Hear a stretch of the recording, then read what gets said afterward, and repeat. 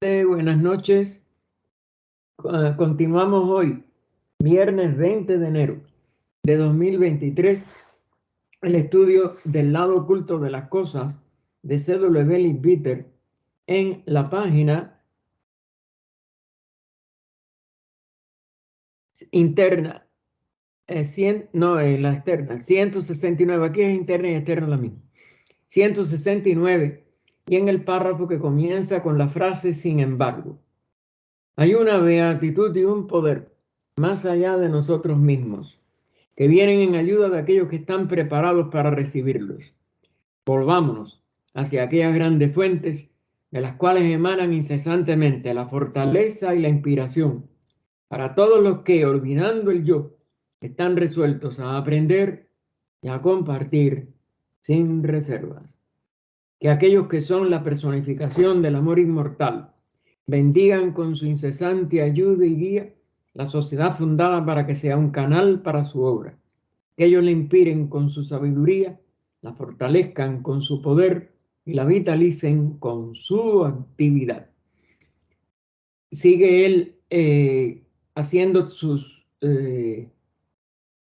resumen de las investigaciones que hizo sobre el caso de la dama que la había escrito, que recuerden que hizo ejercicios imprudentes de pranayama, que cayó en una mediunidad y que hubo dos, un campesino y otro que era estudiante también de la Biblia, alemán, que, que en el fondo le ayudaron a que ella pudiera tener una serie de experiencias que él vio como casi integralmente son las proyecciones del pensamiento, de las formas mentales que nosotros creemos que son en muchas cosas, en muchos sentidos, aún en nuestra vida diaria, que son verdaderas y que nada más que son, vamos a decir, vibraciones que nosotros mismos hemos proyectado y no son verdaderas cosas reales fuera de nosotros mismos.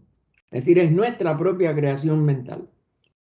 Y entonces continuó él. Sin embargo, el hecho es que si se le acredita en cuanto a la parte física de su vida ese periodo de tiempo desde su asesinato, está ese personaje, ¿no?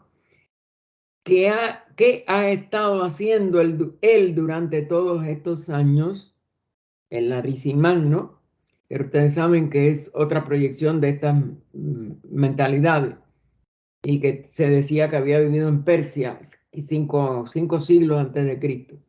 No tengo ningún contacto personal con él, ni tengo el derecho de hacer investigaciones impertinentes. Claro, eso es meterse en la trayectoria de otro ego, que eso sí Leadbeater no podía hacer, porque eso es una de las líneas de oro, o una de las normas de oro de la magia positiva de los discípulos, de los adeptos, etc. Pero un caso en cierto modo paralelo que investigué recientemente puede sugerirnos una posible explicación. Cuando él no podía ir directamente a un caso tan antiguo como este, o algo que se le pareció, puede dar una posible explicación. Y lo tenemos que ver posible. Él mismo no tenía la certeza. Fui consultado por una señora, ahora va a explicar el caso que sí él pudo, como si dijéramos, investigar. Fui consultado por una señora que afirmó, otra medium, que su espíritu guía, recuerden que esa frase es propia de las medium o de los medium, era un sacerdote del antiguo Egipto. Y como el consejo que dio fue bueno y su enseñanza exacta, parecía, fíjense, todo lo manifestado está en maya, parecía que valía la pena investigar sus razones para hacer una afirmación tan extraordinaria, ya que parecía poco probable que un hombre tan digno y recto se rebajara al común y mezquino recurso de la suplantación. Es decir, también hizo una suplantación de identidades como había pasado en el caso de Arinsimán.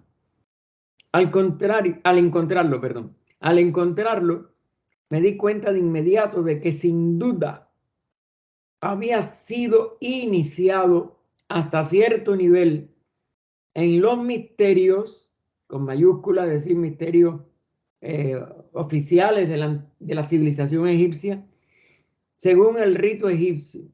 Y naturalmente me preguntaba, ¿cómo podría ser que todavía estuviera activo en el mundo astral?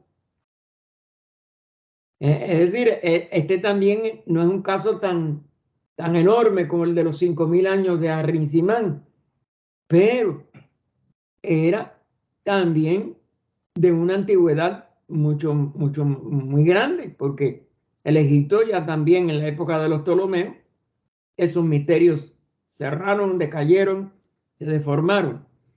Al examinarlo descubrí que desde su vida como sacerdote egipcio, que es la verdadera encarnación, había tenido otra encarnación, la cual había pasado perezosa insatisfactoriamente, dentro de las paredes de un monasterio, dedicándola aparentemente a la elaboración de algunas acumulaciones de karma, pero después de su muerte, ciertas circunstancias, y ahora claro entre paréntesis, parecían un mero accidente. Lo pusieron en contacto con la corriente de pensamiento de su antiguo entorno egipcio. Fíjense, las formas de pensamiento sí pueden durar, si son muy fuertes, muy potentes, aún de una encarnación para otra, pero no era que él siguiera en el astral desde que estaba en el Egipto. ¿Se percatan de la diferencia? Es decir, él en otra encarnación acumula una cierta cantidad de karma que está, parece que en armonía con aquello, y empata las dos encarnaciones como si fuera una sola, y su estancia en el plano astral como una sola existencia astral duradera.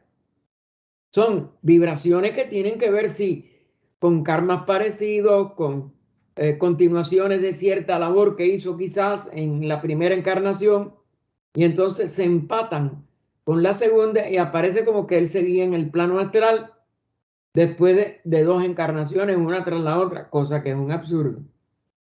La encarnación siempre termina en Devachan, se disuelve la personalidad y no puede traspasar esa vida en el plano astral después de la muerte hasta otra vida después de la muerte que es diferente a la vida anterior. Instantáneamente, el recuerdo de esa vida anterior brilló en su conciencia.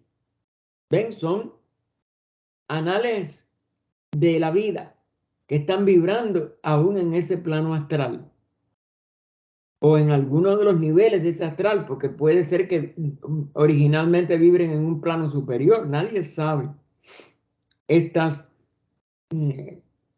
complejidades de los mundos invisibles y de los mundos sutiles con respecto al mundo físico.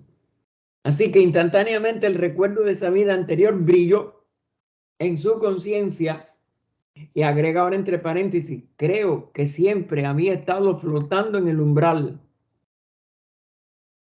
Es decir, la vibración esa no se había deshecho y siempre había estado en una condición de inconformidad, aunque no sabía por qué. Es decir, él estaba en una inquietud que mantenía también viva esa vibración de la encarnación anterior y de su estadía en el astral después de aquella muerte física de la encarnación anterior. Y ahora saltando el paréntesis, ¿no?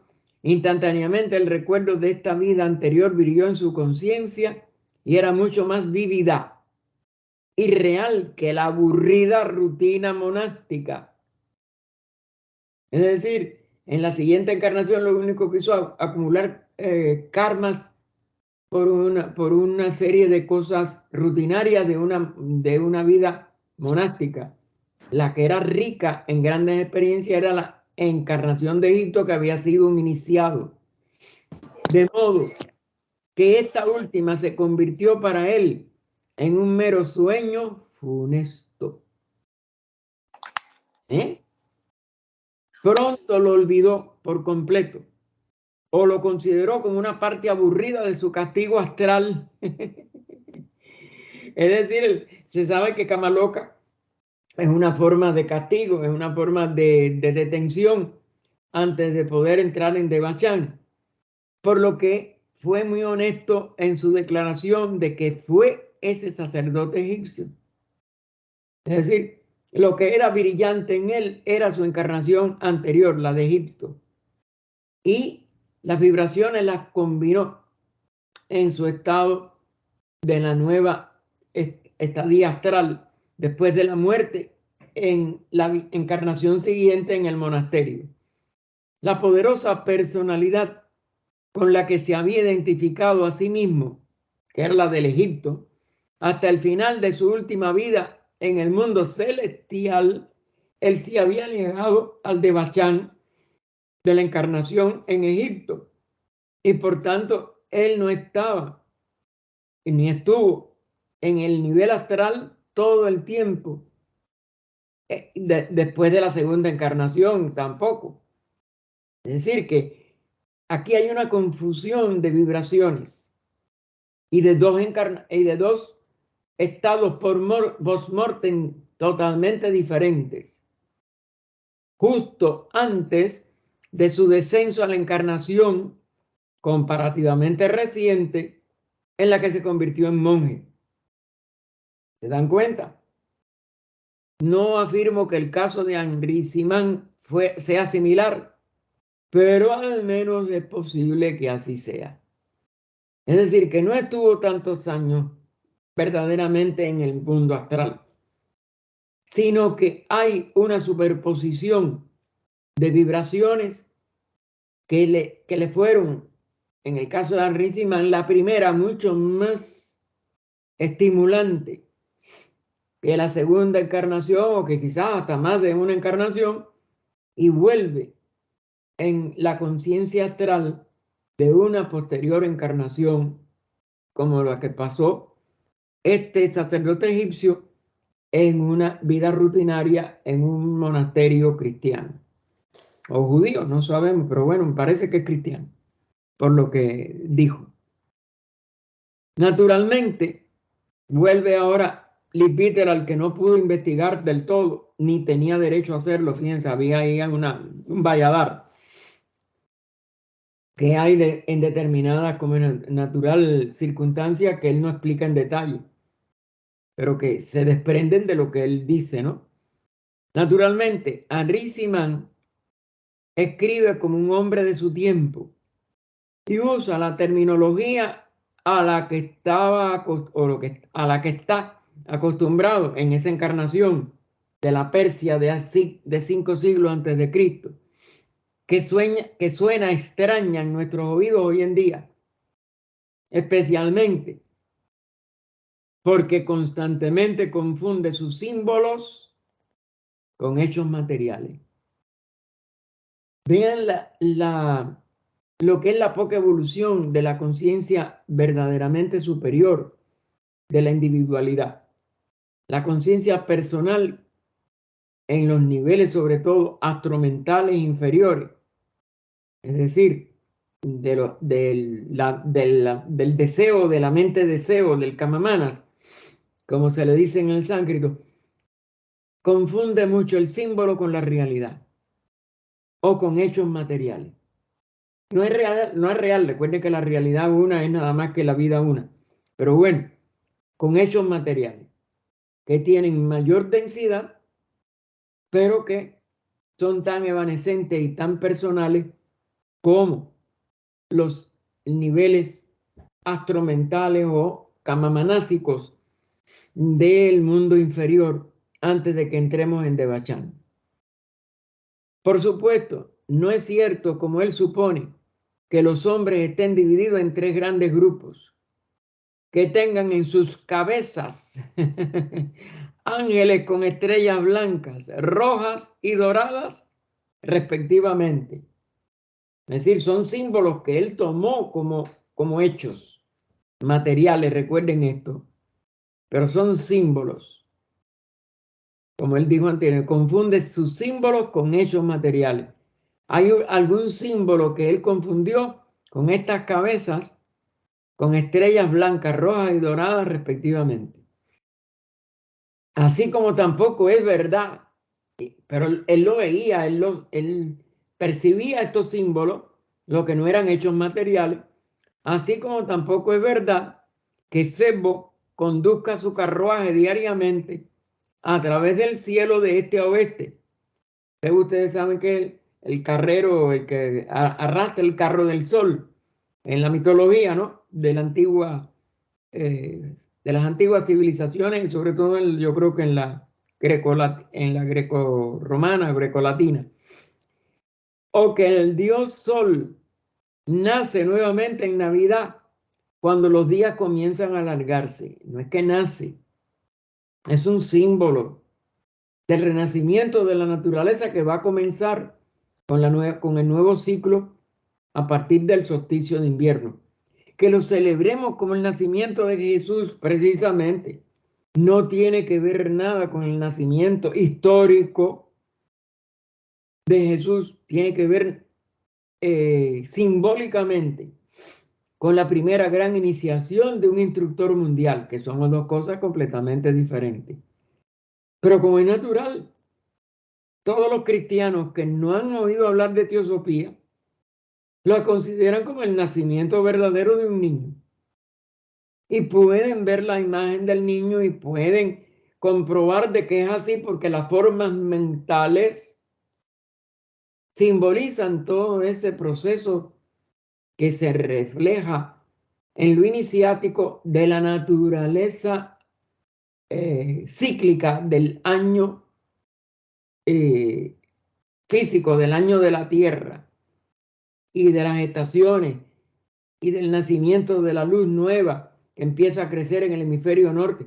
Todo eso es cierto y todo eso es como dijéramos, astronómico, pero de ahí a que sea cierto en la historia de un instructor, llámesele Jesús o llámesele cualquiera, porque toda la antigüedad celebró el solsticio de invierno como el nacimiento del dios Sol. No es ningún nacimiento, el sol no nace, el sol no muere, el sol no se pone, el sol no sale. Son hechos astronómicos. Que van acompañados de cambios en la conciencia de la humanidad, de los iniciados, etcétera, etcétera. Hay una armonía, hay una relación místico-iniciática, pero más nada. Su realidad no es físicamente el nacimiento de ningún niño físico. Ni Jesús, ni Horus, ni ninguno de los nombres de la antigüedad, de tanto de la civilización egipcia como la grecolatina, como cualquiera, y como la cristiana. Pero es cierto que algunas religiones antiguas adoptaron un sistema de simbología, ¿ven? El símbolo, que la mente la convierte en hecho y la asegura como historia, estrechamente relacionado con lo que este libro presenta. Y que un hombre que pasa a la vida astral con su mente llena de ideas preconcebidas, las que están en todas las religiones, las que están en toda la simbología, las que están en todas las supersticiones, porque muchas de ellas se vuelven supersticiones, puede continuar. Esa mente llena de ideas puede continuar. Siguen las formas mentales manifestándose durante mucho tiempo, interpretando, pero eso no significa que sea la realidad histórica de la vida o del alma o de las reencarnaciones de alguien, todo de acuerdo con ellas e ignorando hechos que no estuvieron cubiertos. Es decir, que dramatiza todo como si fuera un hecho histórico. Eso pasa con la vida de Jesús, eso pasa con esta referencia de Henri Simán y con todo. Fíjense cómo fortalece lo que más ha predominado en la humanidad con respecto a estas enseñanzas. Y por eso es que la humanidad sigue presa en muchas de estas supersticiones y en muchos de estos simbolismos, en muchas de estas personificaciones de energías mentales que se consideran entonces como la manifestación divina, que se consideran entonces como la manifestación de todo un proceso cósmico, etcétera, etcétera. Es decir, se aplica a lo que predomine en el formato camamanásico de la persona que tiene una gran ya capacidad de ideación y de objetivar sus ideaciones con formas mentales, que nada más que son los símbolos, pero los considera como realidades, como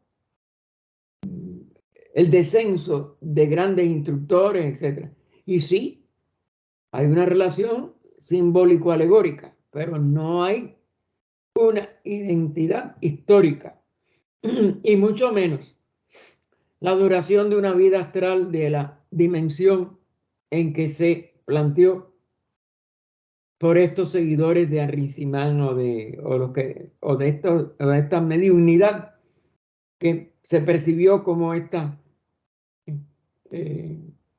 vida y vida post-mortem de Arrimán y de toda la, vamos a decir, la tragedia o la escenificación de toda una serie de acontecimientos de un alma arrojada por estos miles de años a un mundo astral. Eso no, posiblemente no haya sido posible jamás.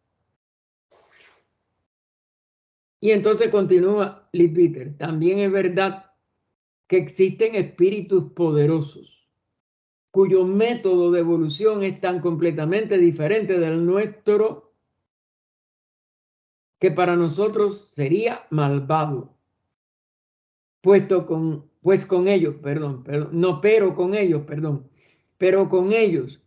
normalmente no entramos en contacto porque estamos en una línea de evolución completamente diferente con estos espíritus poderosos que él no aclara, posiblemente son jerarquías diferentes a la nuestra y líneas de evolución diferentes a la humana, porque son espíritus, fíjense, con método de evolución completamente diferente del nuestro.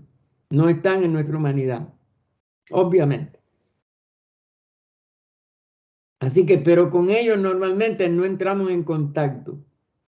Ni es de ellos que habla Arrimán, porque él mismo, Arrimán, perdón, porque él mismo admite que sus ángeles de luz y oscuridad son, después de todo, seres humanos que han vivido su vida en la tierra.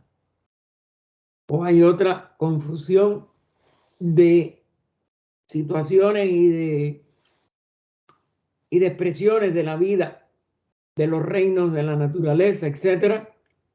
O hay otra clave que el mismo Leadbeater no pudo llegar a desentrañar. Describe vívidamente los estupendos edificios de pensamiento, fíjense, edificios de pensamiento creados por las pasiones del hombre, aunque a menudo no distingue las imágenes de pensamiento temporales de las realidades más permanentes del mundo, que no son eternas, pero son más permanentes.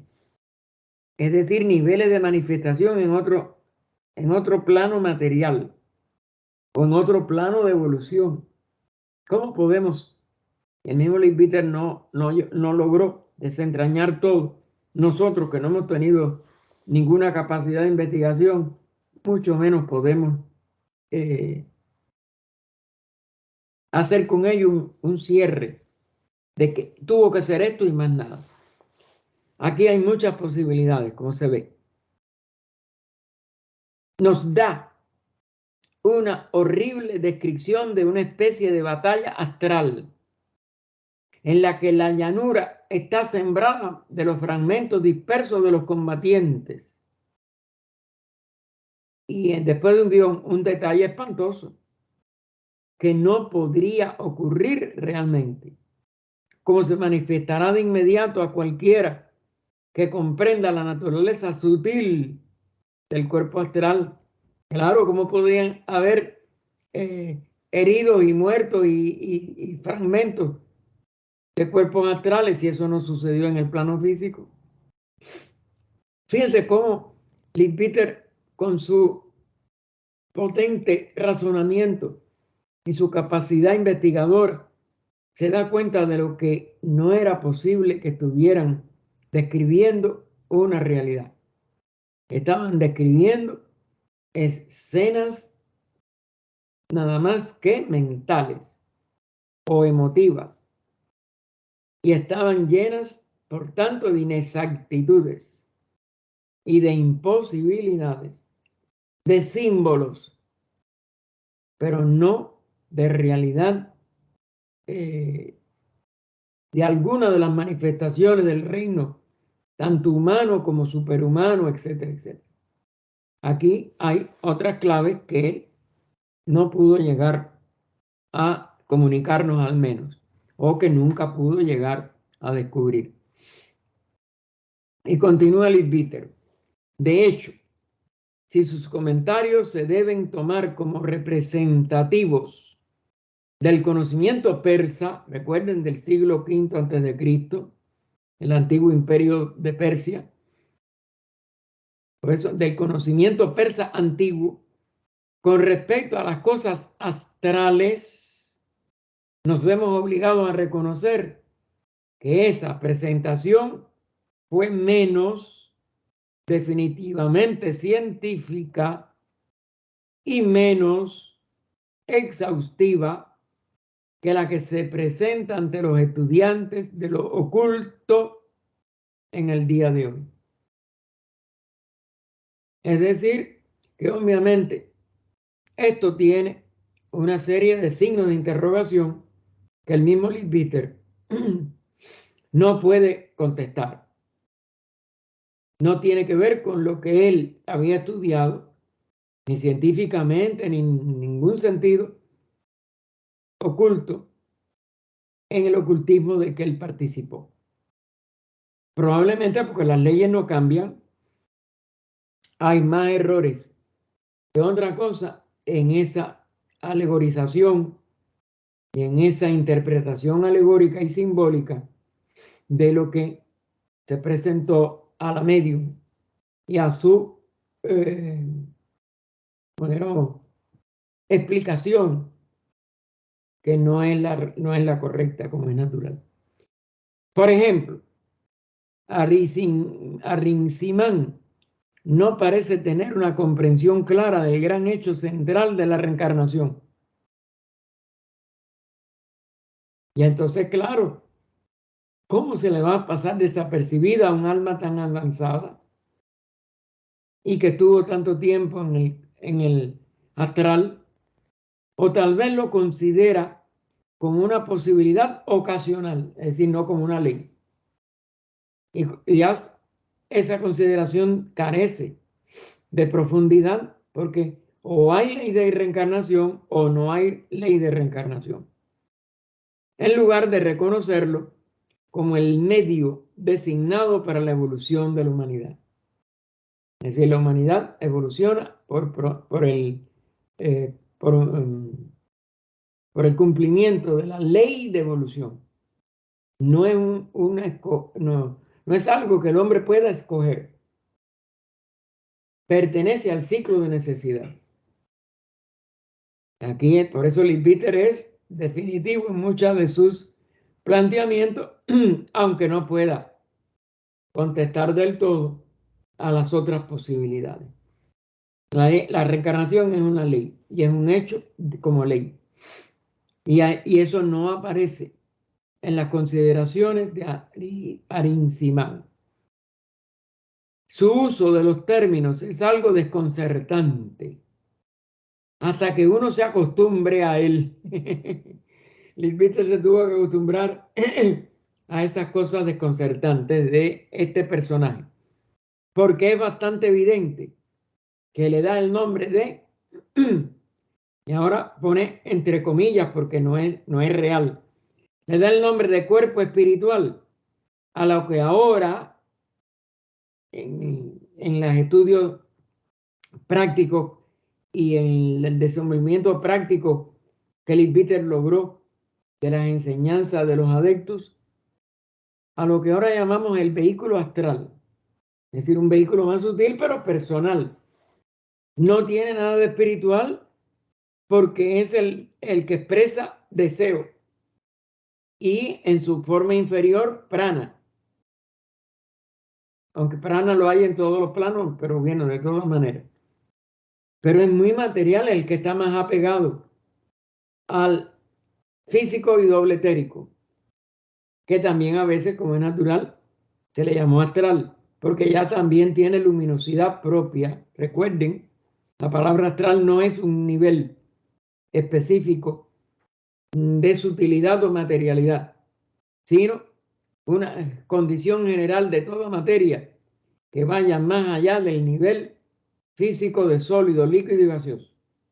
A la vez que llega a los éteres, la luz interna empieza a regir la expresión de ese cuerpo material o de ese tipo de materia en ese cuerpo, para hablar con mejor propiedad.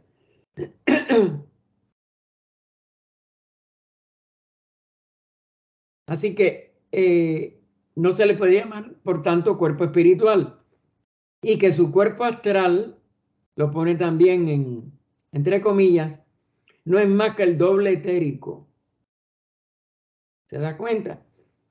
Sí, es verdad que al doble etérico se le puede llamar cuerpo astral, pero el que sigue, o le llamas, si ya le llamaste astral al etérico, o le llamas kama manásico, o le llamas kama solo, porque todavía no llegue a poder expresar mana de acuerdo a la evolución y a la capacidad de expresión evolutiva de ese ser, pero no es exactamente tampoco un cuerpo espiritual, aunque le llames astral al doble etérico, ¿correcto? El que le sigue tampoco es espiritual. Entonces, claro, habría que buscar otra palabra si tú le llamas astral, pero entonces sería kamamanásico, sería mente concreta, etcétera, pero nunca espiritual. Lo más alto del cuerpo mental es lo que puede ser ya denominado causal, porque es el centro inmortal reencarnante del alma superior humana. Esa sí es la que tiene que ver con la espiritualidad, porque es el tercer reflejo, la parte de la mente abstracta, de la tríada inmortal Atma, Buddhi, Manasika. Entonces, bueno, si se le llama eso a la parte superior del cuerpo mental, del Kamamanas inferior, que su parte superior ya es inmortal, correcto, ahí sí ya hay una razón para esa denominación. Pero el verdaderamente cuerpo espiritual es Buddhi y Atman. La duada es en la duada superior verdaderamente espiritual, porque es la que es el espíritu en sí mismo, que es Atman, con su expresión vehicular, que es Buddhi. Atma Buddhi sí eso es el cuerpo espiritual. Y allí sí no hay que ponerle comillas. Volviendo a todo el párrafo. Su uso de los términos es algo desconcertante hasta que uno se acostumbre a él, porque es bastante evidente que le da el nombre de cuerpo espiritual a lo que ahora llamamos el vehículo astral, y que su cuerpo astral no es más que el doble etérico. como fue en algunas otras denominaciones de la antigüedad. Y después de un guión, como se puede ver cuando describe a este último, el cuerpo astral, que es el doble etérico, como un poco más grande que el físico, ¿ven? Doble del físico. Y como capaz de ser influenciado por ácidos poderosos, claro, porque pertenece a lo más sutil del plano físico y algunas emanaciones del ácido le pueden afectar o lo pueden, vamos a decir, variar. Observaciones que son verdaderas del doble etérico, pero serían inexactas si se refieren a lo que ahora se denomina el cuerpo astral, por Besan-Elibiter, pero que sí sería correcto si lo vamos a llevar ¿cómo se llama? A la nomenclatura que se usó por HPV en un principio de la sociedad. También tiene un hábito confuso de hablar de condiciones astrales desagradables, aunque claro, Blavatsky no le llamaba cuerpo espiritual al que seguía. Recuerden esto. Ella sí le llamaba cuerpo cámico y más nada. También tiene un hábito confuso de hablar de condiciones astrales desagradables. Más bien eso se puede referir a lo etérico.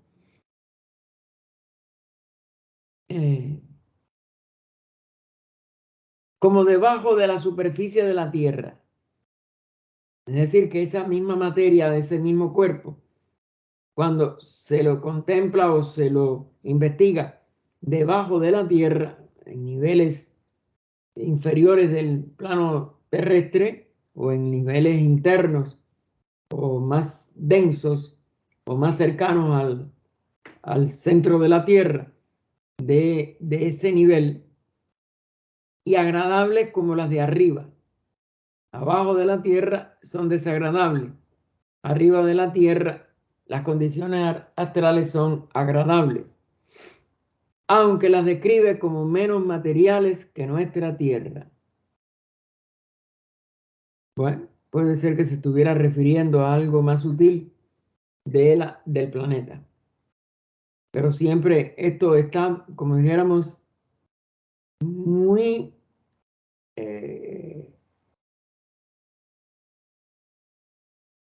muy imprecisamente descrito. Es lo que le veo, está impreciso. Probablemente haya sido engañado por el hecho de que la materia astral más densa interpenetra nuestro globo físico y que aquellos que están confinados a la subdivisión menos deseable, a menudo, es decir, el subplano más denso del plano astral, el hecho de que probablemente haya sido engañado, tengo que empezar de nuevo, por el hecho de que la materia astral más densa interpenetra nuestro globo físico, que aquellos que están confinados a la subdivisión menos deseable, es decir, el subplano más bajo de los 7, a menudo pueden encontrarse realmente dentro de la corteza de la Tierra. Y entonces van a estar rodeados de una materia mucho más densa que la superficie. Además de esto, hay sin duda un mundo inferior que el físico, del que no hemos estudiado nada. Hay sin duda un mundo inferior que el físico, uno con el que la humanidad normal felizmente no tiene conexión, pero es más o menos material que el mundo que creemos que conocemos. Siempre se ha hablado de eso en viajes, sobre todo al centro de la Tierra, en la novela del novelista, pero se presentan siempre cosas como que hay una humanidad, pero que es una humanidad mucho más densa, etcétera, y que no es bueno ponerse en contacto con estas criaturas. ¿Qué puede ser todo eso en niveles que nosotros todavía no alcanzamos a realizar, a comprender? pues puede ser muy rico y puede ser muy negativo y puede ser, porque sí, claro, si está por debajo de la superficie terrestre, por debajo de la evolución física terrestre, tiene que tener su negatividad. Y por eso esto es mejor desde el momento en que no se nos ha dado nada verdadero, es mejor que, que mientras no tengamos evolución, es mejor dejarlo a un lado. Yo no creo que nos beneficie en nada. Con bastante frecuencia describe algo en lenguaje que a la vez convence al estudiante de que ha visto incuestionablemente lo que escribe, pero es que acuérdense que lo que se ve no siempre significa lo que se interpreta, y luego procede a decepcionarnos al explicarlo de una manera supuesta y no científica, y al tratar los símbolos poéticos como si fueran hechos materiales. En todo eso puede haber igual confusiones garrafales. Una o dos veces muestra que sus concepciones están contaminadas por la teoría de las almas gemelas. Una línea de pensamiento que debe ser evitada diligentemente por todos los que deseen avanzar realmente en el estudio oculto.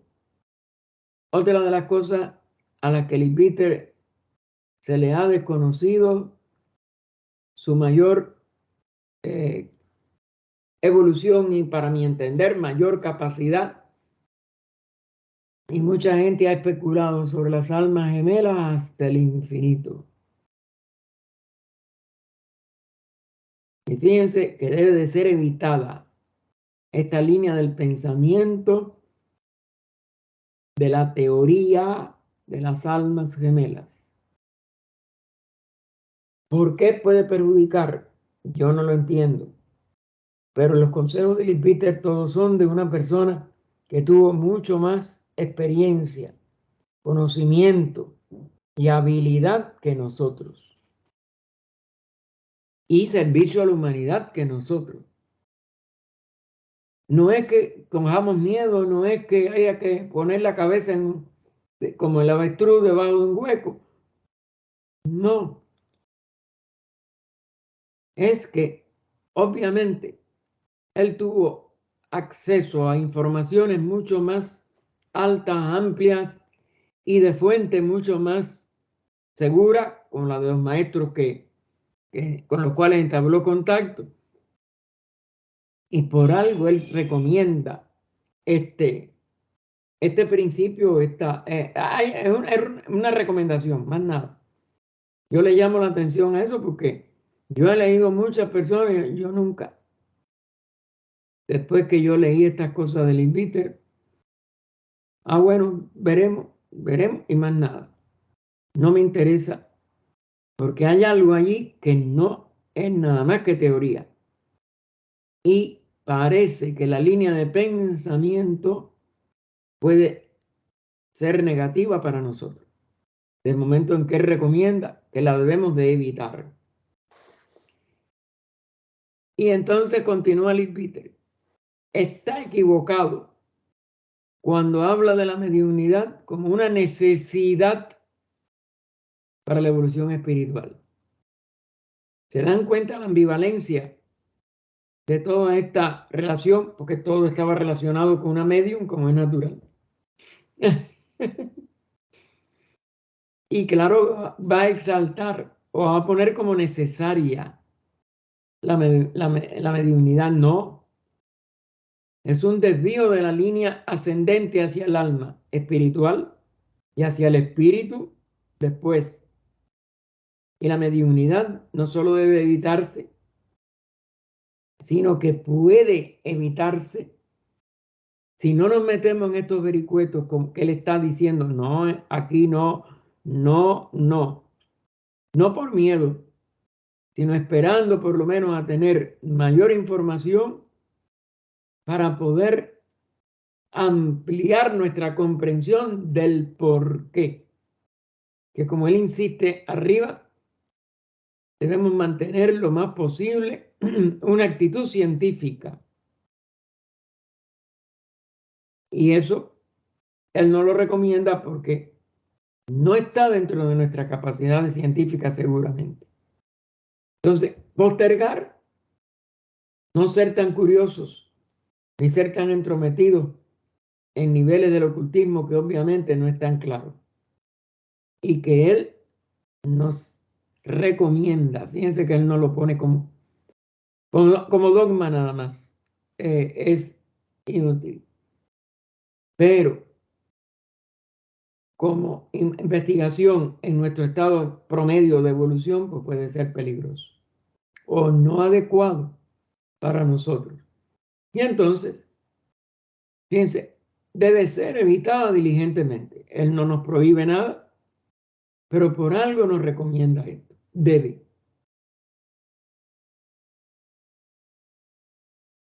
Y claro, esto sí, en todas las cartas de los maestros en HPB, que tuvo que eliminar su mediunidad para poder prepararse para la labor que los maestros querían, a pesar de que había nacido con la mediunidad, que tenía una sensibilidad mediunímica y ella la convirtió en una facultad medianímica, que ella misma usó también estas explicaciones, pero la mayoría de la gente no hace caso. Pero bueno, tenemos que dejar el libre albedrío. Así que está equivocado cuando habla de la mediunidad como una necesidad para la evolución espiritual y después del guión.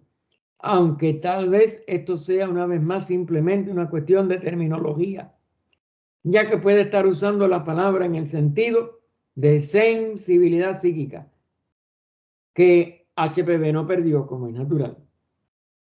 Eso es una capacidad de lo que llamamos hoy en algunas líneas de investigaciones en universidades, facultades extrasensoriales, pero la persona está en conciencia y lo que busca ampliar el rango de su respuesta de sus sentidos a las vibraciones que rodean el ser humano. Sin embargo, está claramente equivocado cuando dice que es imposible para un hombre que todavía posee un cuerpo físico que comprenda o controle completamente las fuerzas y los seres astrales, o que tenga una visión espiritual perfecta. Es decir, está dentro del campo, de acuerdo al invite, de posibilidades, ir elevándonos y aún llegar a esa visión espiritual perfecta. Y eso, aunque nosotros no podamos afirmar que sea cierto, pero debemos de tener, vamos a decir, la actitud investigativa de ver si algún día eso tenemos casos en que se demuestre. No que lo aceptemos a ciencia, porque lo dijo Liz Bitter, pero tampoco que lo neguemos, porque parezca imposible. Lo que sin duda significa, o al menos debería significar, es que un hombre que todavía está, y ahora enfatiza en itálica, confinado a su cuerpo físico, no puede poseer estos poderes superiores, claro. Ahí sí está más que descontado. Que está confinado a vibraciones físicas nada más y no tiene esta capacidad de percepciones extrasensoriales, si no ha desarrollado una voluntad espiritual superior, etcétera, pues no puede ser capaz de ninguna hazaña, vamos a decir, verdaderamente espiritual. Pero bueno, hay que siempre, Liz Peter aquí escoge en muchas de estas opiniones un sendero medio como el Buda. No puede ser, como si dijéramos, de la noche a la mañana, ni sin un trabajo arduo, etcétera, etcétera, pero en condiciones de desarrollo científico, bajo la dirección de un adepto, bajo la dirección de su yo superior, que logre expresarse como mi maestro de la voz del silencio, indudablemente que muchas de estas cosas necesariamente tienen que científicamente poderse desarrollar.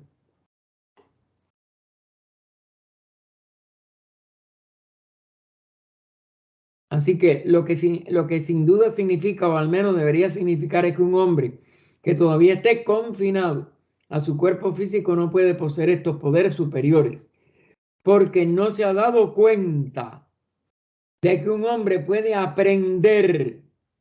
El aprendizaje, sí, siempre yo creo que debe de ser capaz de ampliarse, a aprender y aprender y aprender durante la vida. Cómo dejar su cuerpo físico tan completamente como en la muerte, y puede volver a él cuando lo desee. De eso, HPV dio demostraciones, Annie Besant, Peter también. Es decir, que eso parece que sí, quien desarrolle una relación con su yo superior al nivel que la desarrolló HPV y después aprendieron hasta por lo menos cierto punto, Besant y Peter, Ginarayadasa, que también da testimonio de que él lo podía hacer, etcétera, pues nosotros no podemos ni afirmarlo ni negarlo, pero sí debemos investigarlo y ver si podemos llegar a comprensiones más amplias de, en el caso que fuera posible, qué leyes aprendieron a usar para poder entrar y salir de su cuerpo físico a voluntad. Fíjense, abandonarlo completamente o volver a él cuando lo desee, o más bien cuando domina la ley por la cual eso es posible. También muestra ignorancia de la enseñanza oriental cuando la estigmatiza como egoísta. Que hoy haya estudiantes orientales que tengan tanto egoísmo como los occidentales, correcto, pero de eso no se puede acusar a los grandes yogis, a los grandes exponentes de la sabiduría de la India durante muchos milenios, cuando no cientos de milenios. Y opina, una opinión que también posiblemente está errada, al menos es limitada a lo que puede hacer, y opina que con ella, y entonces pone entre comillas, la ansiedad de alimento de los muchos hambrientos por luz queda insatisfecha. Esto no fue así. El Oriente tuvo mucho servicio a la humanidad. Que hoy no tenga la luminosidad, etcétera, es porque tampoco existen esos grandes yogis, esos grandes renunciantes, esos grandes instructores. Pero no para negarlo a todo el Oriente o a toda la época de oro, de la edad de oro, de la filosofía oriental y de la religión oriental, o de las enseñanzas orientales, sobre todo. Fíjense que él lo pone en una manera mucho más amplia de concepción.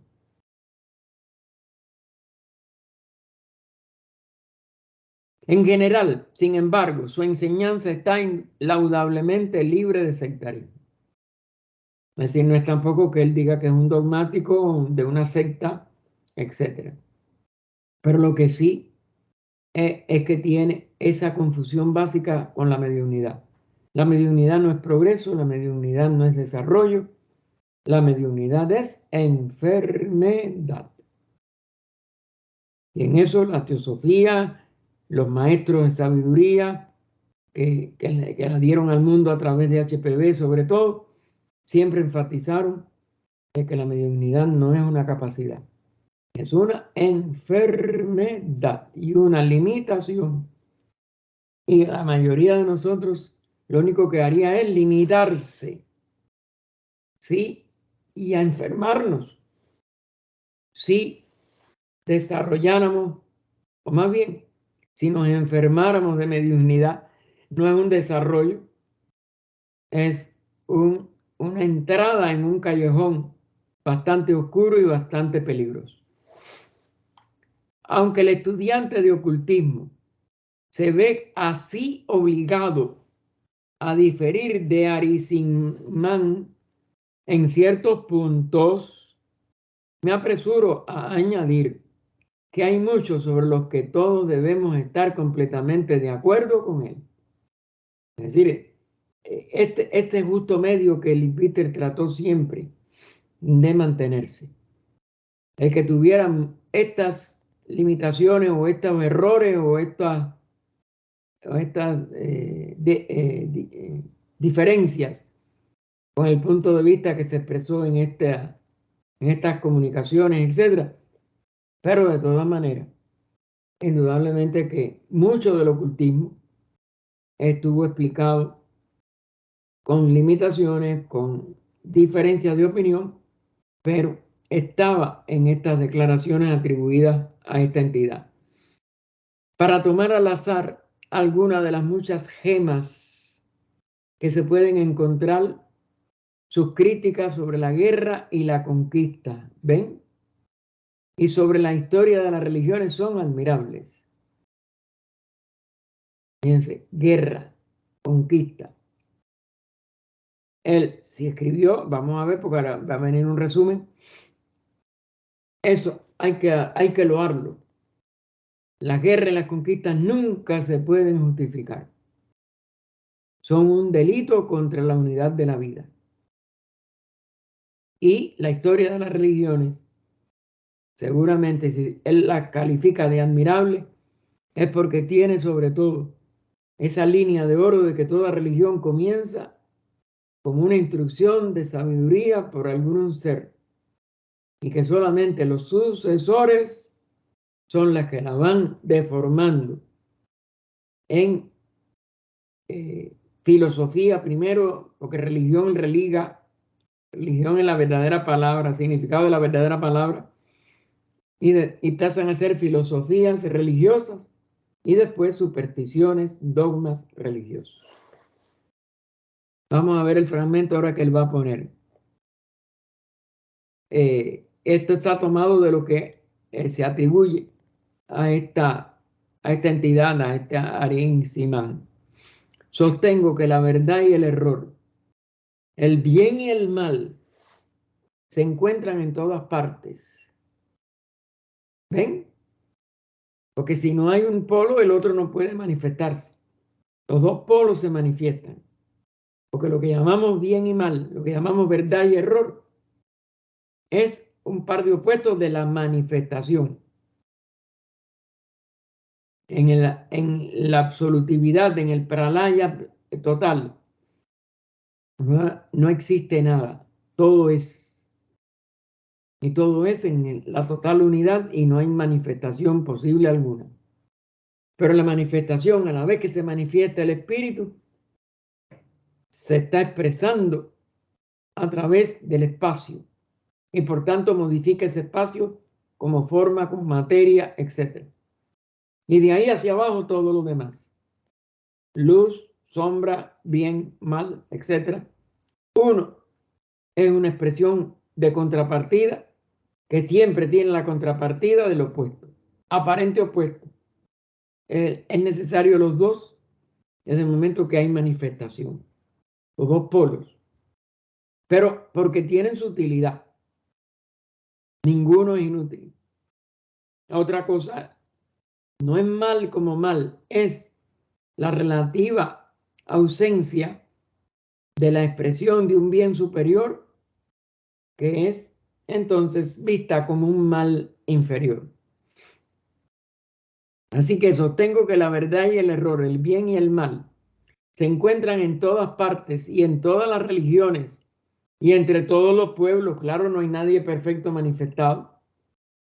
Y no importa qué tan puras sean las doctrinas originales de cualquier forma de fe, es imposible evitar que las ambiciones y la lujuria, la codicia y la crueldad del alma humana no desarrollada, es decir, de los que no han cumplimentado su aprendizaje en el nivel del reino humano, perviertan la pureza de las enseñanzas y las cambien con los más bajos propósitos, superponiéndoles los errores más groseros. Después de punto suspensivo, las ordenanzas absurdas, los sacrificios horribles de seres humanos, de animales, de plantas, de cualquier cosa. A la vez que se practica la destrucción, ya estamos en el polo de la ignorancia, del mal aparente o del mal necesario como contrapartida de la manifestación, las prácticas repugnantes. Pérez, sí, bueno, déjeme coger otra vez el hilo porque se me fue. Es imposible evitar que las ambiciones y la lujuria, la codicia y la crueldad del alma humana no desarrollada perviertan la pureza de las enseñanzas y las cambien con los más bajos propósitos, superponiéndole los errores más groseros. Después de punto suspensivo, las ordenanzas absurdas, los sacrificios horribles, donde dice, las prácticas repugnantes, las creencias grotescas, las teorías fantásticas que se han deslizado en la enseñanza de esta religión fueron todas excrescencias, es decir, una, dijéramos, una deformación que surgió o que salió de lo más bajo, que se fijan o fijadas una a una sobre la pureza simple de las enseñanzas de su fundador. ¿Ven? Cada fundador de religión ha sido un iniciado. La religión es perfecta en su nivel propio para la humanidad a la que se le da en el momento de su fundador y de su fundación. Todo lo demás es agregado. Son los residuos deformados o mal digeridos de esa sublime enseñanza. Hasta ahí el fragmento, magnífico en la forma que lo puso Leadbeater. Su terminología tal vez no sea la mejor posible, la de Arin Simán, que Leadbeater sigue analizando. Sin embargo, hay mucha verdad en su pensamiento de que todo mal es una perversión de alguna buena cualidad, es decir, de algo bueno mal digerido, de algo puro que se ensucia con nuestra incomprensión de su verdadera sabiduría y se convierte en falso o en una falsa apreciación de una simbología deformada, de una forma de pensamiento no comprendida, etcétera, lo que sea. Es una perversión de algo bueno. Es decir, es una incapacidad de mantener la altura de la expresión más alta y se ensucia con la combinación más baja de su suciedad material inherente, en la que un día será transmutada. Ese mal no va a perdurar. Él es un bien mal digerido. y tiene que volverse a limpiar en una transmutación superior, en donde vuelve a la unidad de donde procede. Muchas de sus ideas en cuanto al desarrollo espiritual también son muy recomendables. Fíjense, cómo desarrollarnos espiritualmente. Los peligros de la mediunidad y el hipnotismo difícilmente podrían expresarse mejor que en esta solemne advertencia. Fíjense, a pesar de que dijo que era una necesidad, quizás él la vio como una necesidad de la inadecuada expresión o búsqueda de una espiritualidad para la cual no estemos maduros. Pero lo que no debió haber dicho que era una necesidad. Que sea una consecuencia natural, igual que en la religión, de una sabiduría mal digerida y que se convierte en una indigestión, ¿eh? No significa de que eso sea maligno en su origen. Se expresa como maligna en nuestra indigestión, en nuestra incapacidad de digerir correctamente un nivel de sabiduría, porque nos hemos ido más allá de lo que podemos asimilar. Pero no hay nada esencialmente maligno.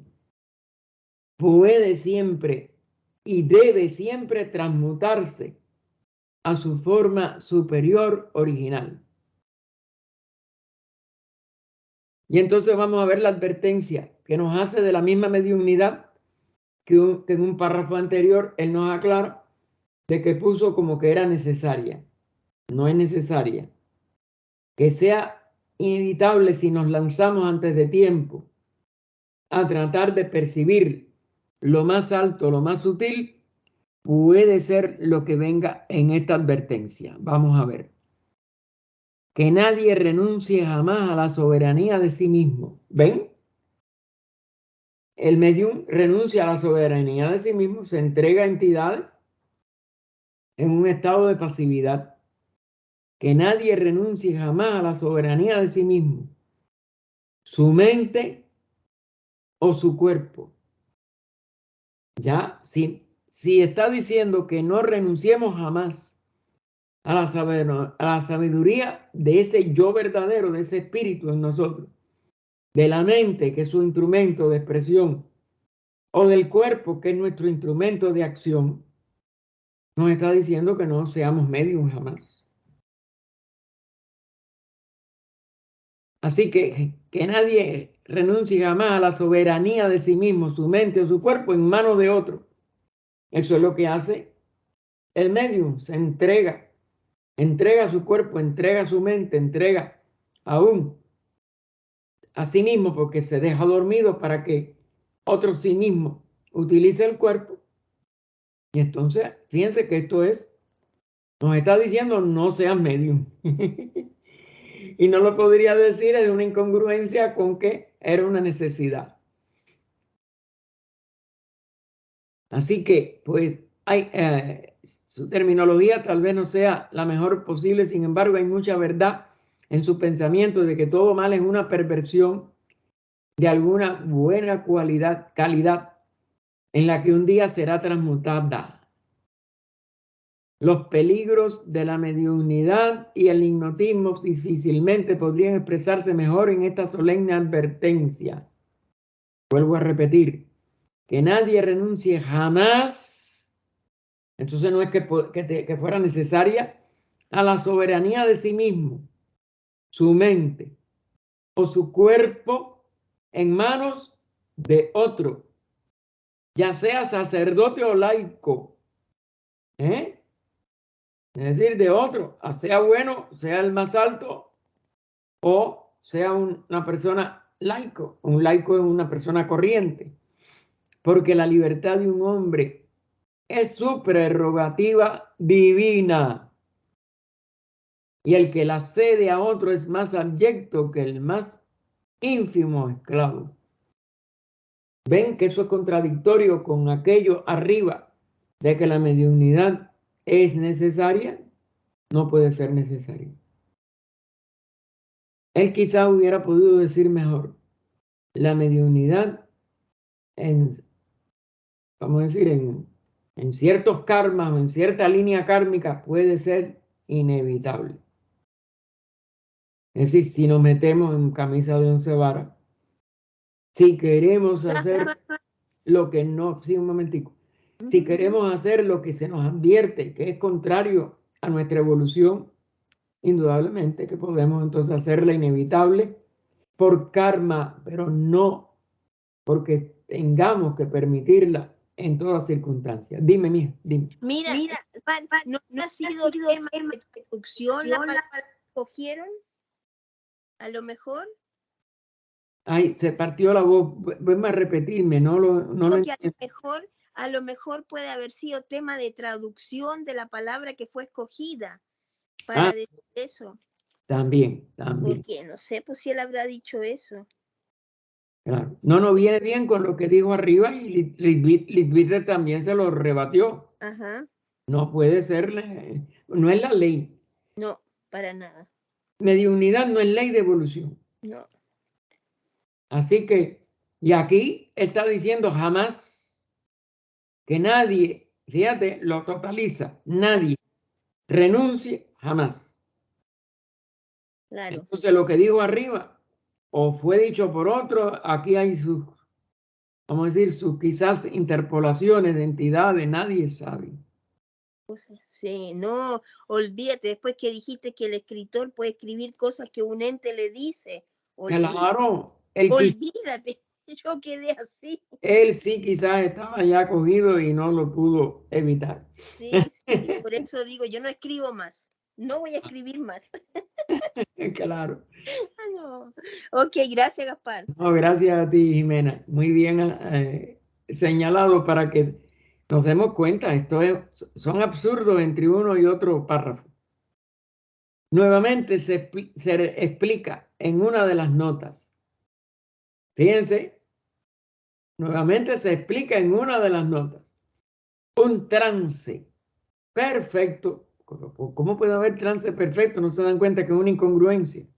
Un trance perfecto, a no ser que ahí la palabra trance se use como traducción de samadhi. Que ustedes saben que muchos traducen samadhi como trance. Y samadhi es lo contrario de un trance o de todo trance.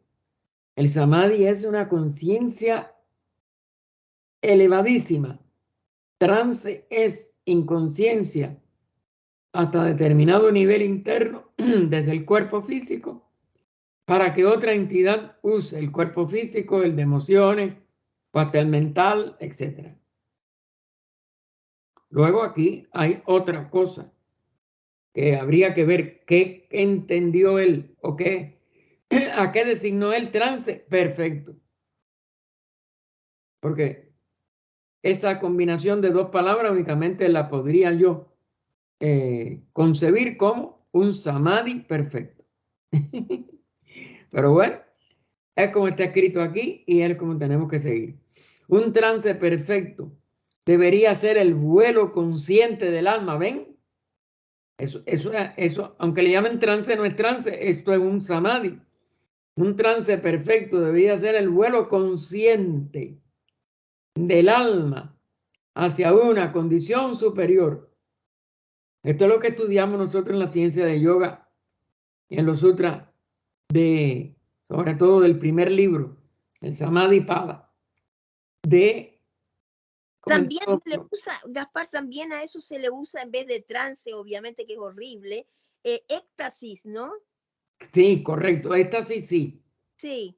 Porque el éxtasis sí está diciéndote que es superior. Claro. Correcto. Pero siempre, mira, yo he visto mucha literatura que a una cosa así se le dice trance. Y claro, y no lo es. Nada. Y aquí lo que está describiendo es un samadhi.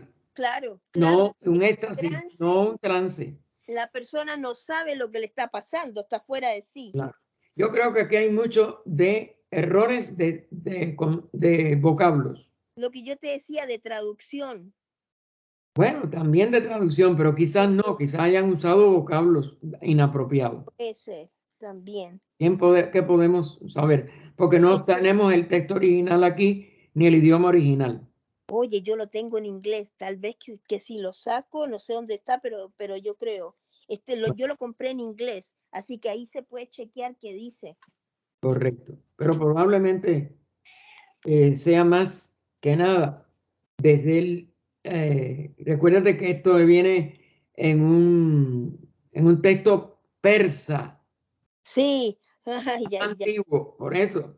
sí, Sí, la traducción puede haber sido incorrecta, o que no sí. hayan tenido un término específico que distinga samadhi o éxtasis de trance o mediunímico. También, ¿Te sí, das cuenta? sí, porque a veces no hay esos idiomas como más antiguos, no Claro, hay palabras que lo puedan describir al occidental. claro, claro. Ujú, sí. Bueno, ok, Bien. gracias. No, gracias a ti. Un trance perfecto debería ser el vuelo consciente del alma hacia una condición superior. Esto es un éxtasis, esto es un samadhi, desde la cual debería regresar fortalecida y renovada, es decir, no esclavizada al guía o a la entidad, y capaz de pensamientos más amplios y acciones más nobles y libres. Nada de eso tiene que ver con el espiritismo ni con la mediunidad espírita, la mediunímica. Y una posesión más fuerte y más perfecta de su propia individualidad. ¿Ven? No es el trance mediunímico que la persona cada vez pierde más su conciencia, más su voluntad, más su dominio de los vehículos, tanto físico como psíquico como espiritual. Aplicar la palabra trance, ven, y ahora lo pone entre comillas, Sí, a aquellas exhibiciones de aberración mental eso es. semiconsciente, ven, eso es Sí, lo que es un medium, de sí, personas cuya sensibilidad las abre al control hipnótico, ven, claro. de las mentes encarnadas o desencarnadas, es propagar un error que hace tiempo debió haber sido destruido. Sí, ¿Ven? Destruido, eso no es éxtasis, no, eso no es samadhi, nada, eso es mediunidad. tontera. Con la difusión del desarrollo de la mediunidad, todas y cada una de las variedades y grados de las condiciones subconscientes, sub es por debajo, han llegado a clasificarse como trances. Sin embargo, no tienen, ven, aquí este párrafo es que es colosal. Sin embargo, no tienen ningún parecido con el verdadero trance del desarrollo místico de las antiguas creencias ocultas, claro, Ah, claro, porque no es verdadero trance, es samadhi.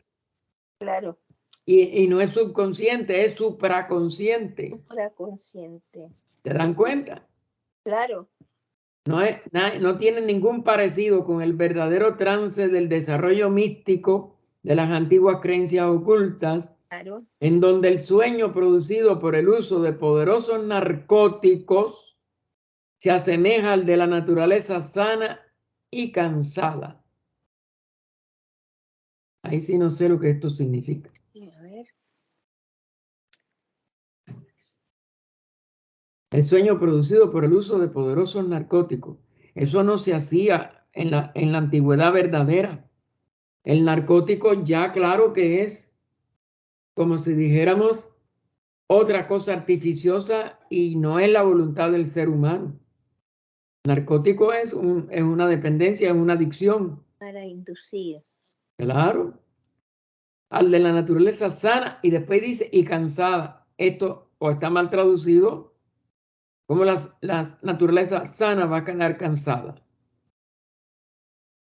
No, aquí hay algo que está mal. Bien, Hermano, dime. perdón, una pregunta que se me ocurre, una pregunta tal vez loca, pero bueno.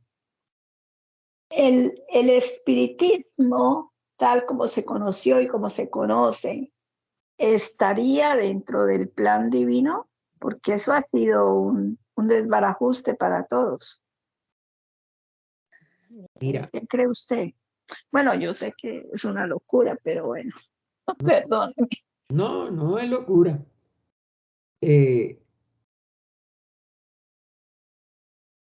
Para mí es el resultado de seres que se van por delante de lo que pueden llegar y se dañan a sí mismos y por eso se enferman. Es una enfermedad. Claro. No puede estar en el plan de evolución, pero sí ya dentro del libre albedrío, tal vez.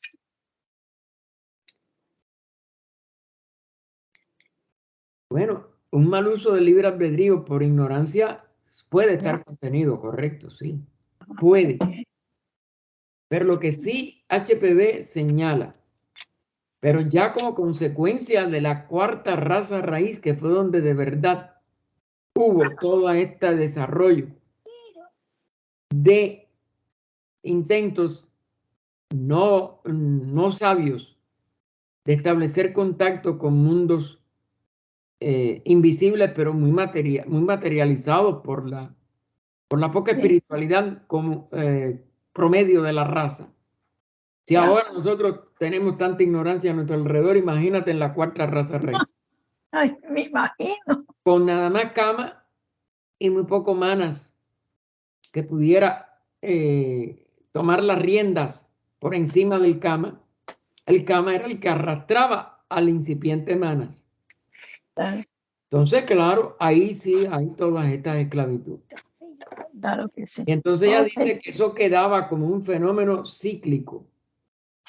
Hay una marea psíquica que se hace más fuerte en determinadas etapas de la oleada de la evolución, que como es natural, todavía, aunque ya está en el ciclo ascendente, está empezando. Y es como el oleaje, te vas arriba y vas abajo, vas arriba y vas abajo. Cuando vas abajo te puedes hundir. Cuando vas arriba te das cuenta que puedes despegar, pero todavía no está estabilizado el viaje hacia arriba. Sigue vapoleándose por el oleaje psíquico que todavía como le afecta, que todavía le afecta. Bien, el trance hipnóticamente, no, nada, el trance hipnóticamente inducido es tan pernicioso, ¿ven? El trance hipnóticamente inducido, porque es magia negra, es tan pernicioso para el alma como lo sería el uso habitual de narcóticos para el cuerpo. Ya habló de los narcóticos arriba, claro. Cuando se hace artificialmente por una sustancia que altera la conciencia, tú estás esclavizando tu cuerpo a esa sustancia. No, chay. Si puedes cierrar el micrófono que está abierto. Ya sea que el hipnotizador esté en su cuerpo o fuera de él, los resultados son los mismos. ¿Ven? Es decir, que él puede tener una fuerza hipnótica también inconsciente y se la usa contra sí mismo. O ya está dominado por ese hipnotizador. Aquí no sé, caben dos posibilidades. Un uso habitual del magnetismo para inducir sueño o trance es funesto. Miren. Un uso habitual del magnetismo para inducir sueño o trance es funesto. Es decir, de fuerzas magnéticas que pueden estar en un potente, ¿cómo se llama? Imán. Porque el imán tiene las dos fuerzas.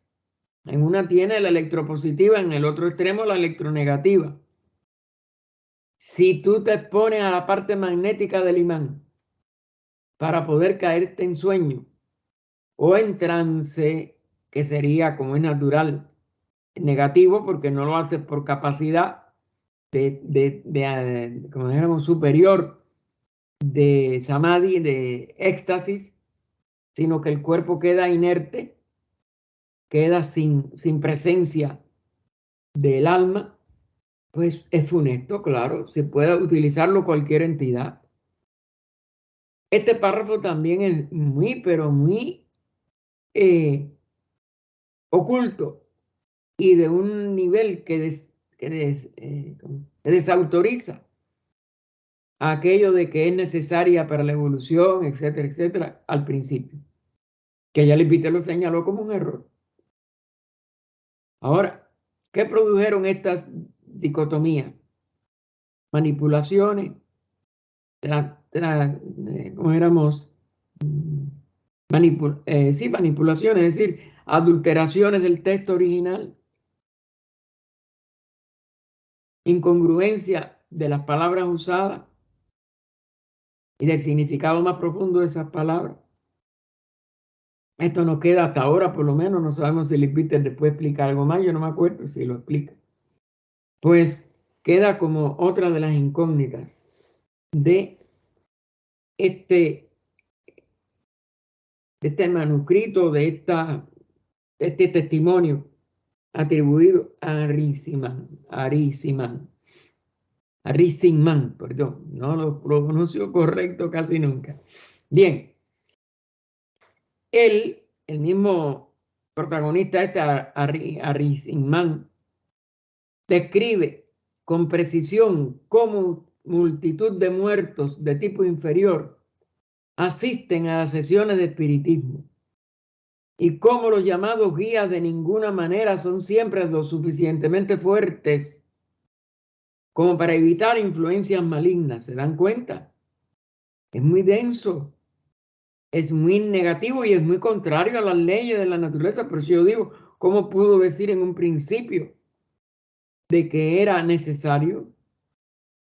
Únicamente que lo dijera, ahora se me ocurre, en un sentido del mal karma que la humanidad había engendrado por todo el periodo que condujo a lo de los monos, etcétera, etcétera. Es decir, por la violación de las leyes de la naturaleza de procreación entre seres con capacidad mental y seres con forma humana pero sin capacidad mental. Es decir, los que no habían recibido la chispa de la inteligencia. Indudablemente que eso engendró un karma que no sabemos si está en relación con esto que está aquí tratándose. Pero lo que me extraña es que el Peter no lo explique de esa manera. Quizás lo explicó después, no, yo no me acuerdo. Pero a mí me choca alguna de estas incongruencias entre lo que él cita de este personaje y de esta fuente mediunímica que transmitió estas enseñanzas. Así que Arinsimán describe con precisión cómo multitud de muertos de tipo inferior asisten a las sesiones de espiritismo y cómo los llamados guías de ninguna manera son siempre lo suficientemente fuertes, claro, porque también son entidades que presumen de lo que carecen, como para evitar influencias malignas. Claramente también nos advierte cuán fácilmente, esto sí es lo más aleccionador de todo lo que ha citado él de este personaje, cuán fácilmente las ideas de los investigadores terrenales se mezclan con las revelaciones del sujeto hipnotizado. Claro, todo eso se revuelca en una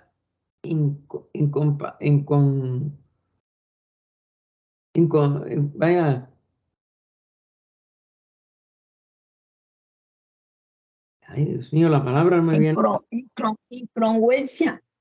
Incongruencia, sí, y en estas, como si dijéramos, imposibles conexiones entre lo superior con una cosa tan inferior, ¿te das cuenta? Es decir, el misticismo con esta mediunidad.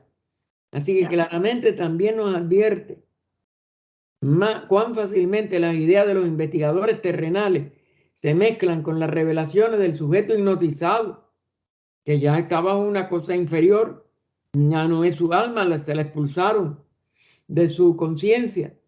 De modo que mediante tal método de investigación, un hombre generalmente recibe la información o el consejo que desea o espera. Es decir, que está en el inconsciente, que está en los umbrales de su deseo y por tanto le cumple su deseo.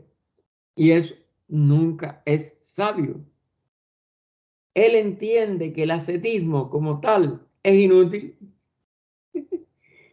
que purificarse es inútil y a menudo dañino. Bueno, la tortura de los hatha yogis sí es dañina, pero no la disciplina verdadera del yoga superior, que son dos cosas diferentes. Por eso les digo, aquí hay sal y azúcar. Aquí hay los dos extremos, para mi entender, y hay aciertos y errores por todos lados. Y que el cuerpo físico debe estar en perfecta salud y poder para que las visiones sean confiables, claro. También se da cuenta de algunas de las dificultades del camino.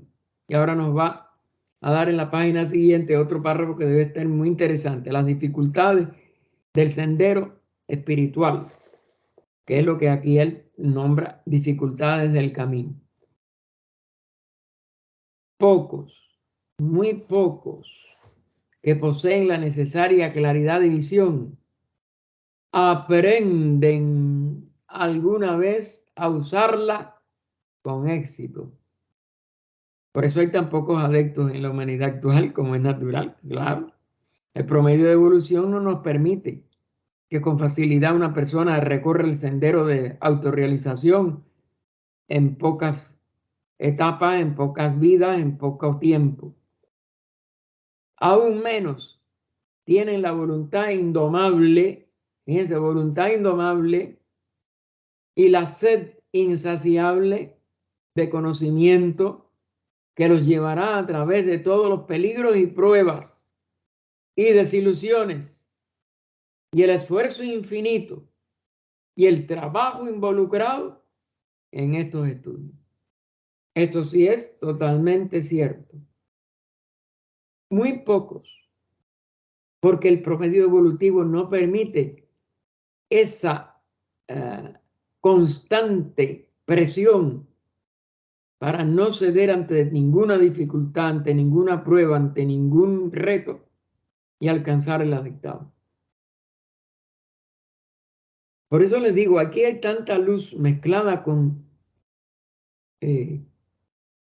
una terminología que a veces confunde o que no era posible que subsistiera lado a lado con tanta luminosidad y con tanta capacidad discernidora, porque hay párrafos que son un epítome de discernimiento espiritual, es decir, de viveka. Y aún de viveka kyati, como decía uno de los sutras, cuando se hace totalmente, como dijéramos, definitivo, el discernimiento que lleva a la liberación de la rueda de nacimientos y muertes. Y vuelve al texto. Y Leadbeater le vuelve a citar. Él tiene toda la historia de su lado cuando nos dice que aquellos que desarrollan los más altos niveles de poder harán bien en retirarse de la vida activa, el renunciante, en el mundo físico. Porque si usted está activo en el mundo físico, tiene responsabilidades familiares, tiene deberes comunales, tiene deberes de su nación, etcétera, etcétera. Entonces, no puede alcanzar esta perfección. ¿Se dan cuenta?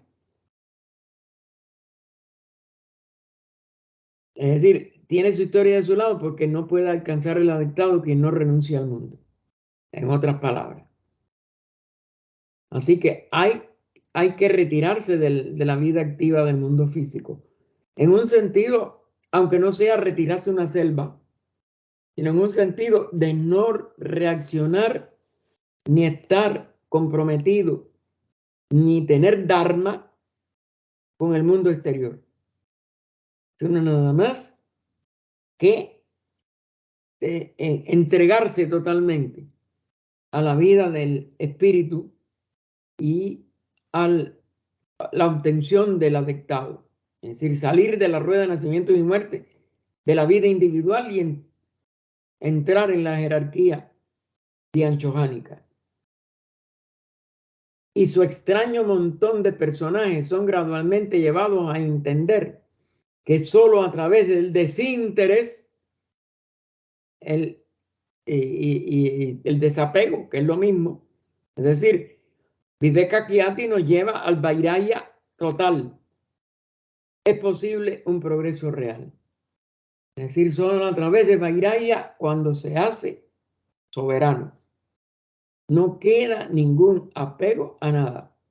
El desinterés, el desapego es íntegro, total, sin residuos. En otras palabras, una y otra vez, pequeños toques de conocimiento saltan a los ojos del estudiante. Fíjense, pequeños toques de conocimiento saltan a los ojos del estudiante, mostrando que las cosas se han visto correctamente, aunque la expresión puede confundirse por falta de una clasificación más definida de los hechos. Como vimos, es incongruente en algunos momentos cuando dice que la mediunidad es necesaria y por el otro lado, cuando el párrafo o un párrafo completo dedicado a que no podemos dejar que nadie use nuestra conciencia, nuestros cuerpos, nuestra libertad interna, nuestro espíritu, y después vuelve a caer en algunas otras incongruencias. Arrinzimán entiende la fabricación de talismanes y pociones. Ve como una sola acción o pensamiento de venganza. Fíjense, ven otro de los puntos. Ve como una sola acción o pensamiento de venganza abre la puerta a influencias malignas que pueden aferrarse a su autor en los años venideros. Fíjense, una sola acción, un solo pensamiento. Si es maligno, los escándalos que lleva son inevitables. Describe cómo la presencia de los muertos hace que los vivos los piensen, aunque no con el suficiente desarrollo como para percibirlos. Vuelve otra vez a esa relación entre los planos físicos y el nivel psíquico de los que ya no tienen cuerpo físico. Aunque aquí no hay nada que diga de que debamos percibirlo ni relacionarnos con ello. Pero bueno, ven que entra en una serie de vericuetos que uno no sabe, bueno, ¿y por qué dijo eso? Los muertos no es verdad que no debemos, como es verdadero, molestarlos o estar. Nosotros debemos de aceptar que no están con nosotros y dedicarles lo mejor y ya. Pero querer atraerlos, despertarlos con pensamientos, eso tiene que ser negativo. Bien, al escribir sobre la vida astral, nos da una descripción detallada de la cruel reina rodeada después de la muerte por pensamientos y recuerdos malvados. Recuerden que es la reina que mata a la madre de Arinrimán. Que para ella, para esa reina malvada, eran como eventos reales. Y un toque tremendamente realista es el relato del esclavo que pasa su tiempo arrastrándose siempre hacia atrás y hacia adelante a través del pasaje secreto que construía cuando fue asesinado. Es decir, como no había llegado su hora de muerte normal y sigue repitiendo el acto, igual que le pasa a muchos, ¿cómo se llama?, suicidas, que siguen repitiendo todas las circunstancias que le llevaron al suicidio y no salen del disco rayado. Es como un disco rayado. En este caso, porque seguramente ese esclavo murió lleno de odio y no puede quedar dormido, como los que mueren en accidente y son nobles, etcétera, no tienen ese sufrimiento y están en ese estado de sueño. No sé si tiene su nombre, pero bueno, de un sueño apacible hasta el momento en que hubieran muerto normalmente y siguen su vida post-mortem normal. Lo único que sin los años Hermano, que hubiera podido vivir. Sí, dime. y los maestros en una de las cartas, solo que yo no recuerdo el número, él pone un ejemplo de ese que mató a un presidente aquí en los Estados Unidos, Garfield, Sí, que fue los primeros, sí, me y acuerdo. dice que él va a estar recordando en su vida post-morte, va a estar recordando el momento en que le disparó al presidente y el momento en que lo ahorcaron. Claro, porque Entonces, eso él no concuerda con lo que se está ahorca diciendo. por una injusticia o sino Ajá, por un hecho ya, maligno hecho maligno, contra sí. una Ajá, persona que él odió. Y entonces sí. deja un disco rayado de su delito y de su Ujú, ajusticiamiento, vamos a decir, no, bueno, de su sí, ejecución, correcto. porque no La es la ejecución. justicia no Ujú. tiene que ver nada con ello, pero bueno, No, claro que es no. su ejecución. Pero son discos rayados por la maldad con que había actuado. Con que había actuado, sí. Correcto. Él nos habla de los muertos que tienen una impresión confusa de que todavía están en sus cuerpos terrenales y de aquellos otros que habiéndose dado cuenta de su separación, tratan de usar los cuerpos terrenales de hombres vivos como medio para la gratificación de su pasión. Otra malignidad, se dan cuenta cuánto puede, como dijéramos, dañar, tener pasiones inferiores. Comprende también que hombres que se paran juntos en los que al espacio se refiere, es decir, que están en el mismo espacio, a la vez dos cuerpos, porque tienen una sutilidad que no les hace, que les hace posible la interpenetración.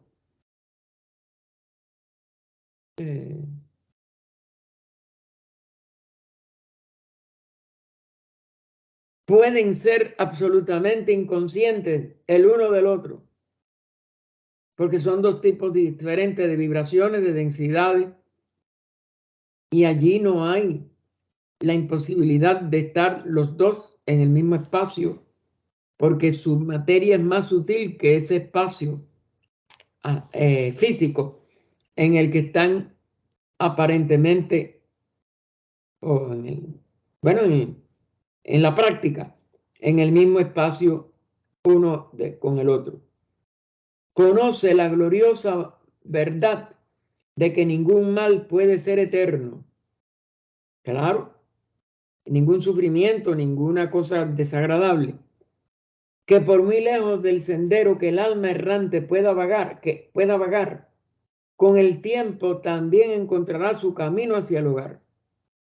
Es decir, la redención de todo periodo post-mortem, por muy, como si dijéramos, relativamente desagradable que sea durante un tiempo, que el alma lo imagina muy grande o muy largo, porque nadie sufriendo le pasa el tiempo fácil. Sin embargo, si estuviera en un estado de beatitud, no tiene noción de que el tiempo ha pasado y pueden haber pasado cientos, miles de años. De acuerdo a la intensidad de lo bueno. Termina con una esperanza de la que todos podemos hacer eco. Aquí Leadbeater nos va a dar de que esto final que va a citar de él, pues es algo que está de acuerdo con las leyes como Leadbeater lo pudo investigar o lo pudo concebir o lo pudo comprobar, si fue una comprobación. Y después del guión nos pone que las barreras de la ignorancia que tanto tiempo han dividido nación de nación se están diluyendo gradualmente ante la fuerza radiante del conocimiento, y la luz de la fraternidad comienza, es como un amanecer, pero recuerden que las cosas, los pasos evolutivos demoran para nosotros mucho más de lo que nuestra paciencia y nuestra vida física concibe. La luz de la fraternidad comienza a brillar débilmente, de tal manera que el mismo conocimiento más amplio y una percepción más clara pueden, por grados, poner en evidencia la barrera imaginaria.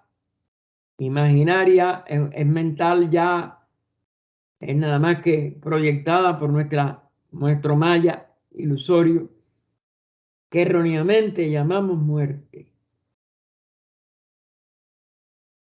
Es decir, que el sentido de inmortalidad va a ir creciendo en la humanidad.